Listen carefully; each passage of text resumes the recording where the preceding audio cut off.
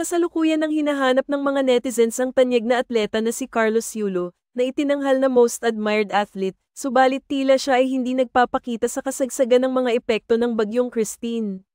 Maraming tao ang umaasang makikilahok siya sa mga aktibidad ng pagtulong sa mga biktima ng bagyo, lalo na sa mga ganitong pagkakataon na nangangailangan ng sama-samang pagkilos o bayanihan.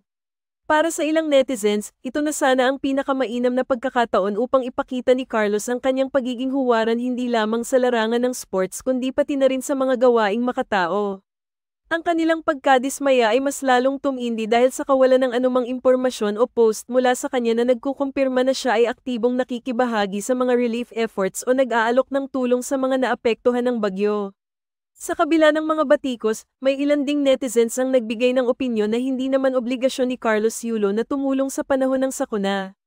Ayon sa kanila, mas makabubuting tingnan ang mga pondo ng gobyerno para sa mga proyekto ukol sa flood control kaysa hanapin ang isang individual na atleta.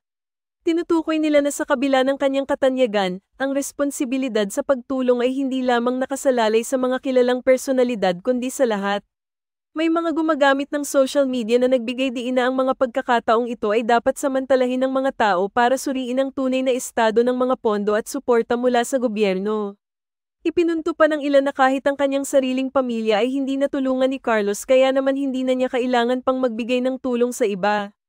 Ang mga ganitong pahayag ay nagpapakita ng magkakaibang pananaw ukol sa responsibilidad ng mga public figures sa mga ganitong sitwasyon.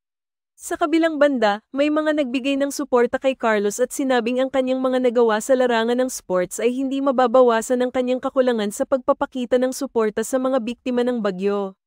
Anila, mahalaga ring pahalagahan ang kanyang karapatan na magpahinga o hindi makilahok sa mga ganitong aktibidad kung hindi ito ang kanyang kagustuhan.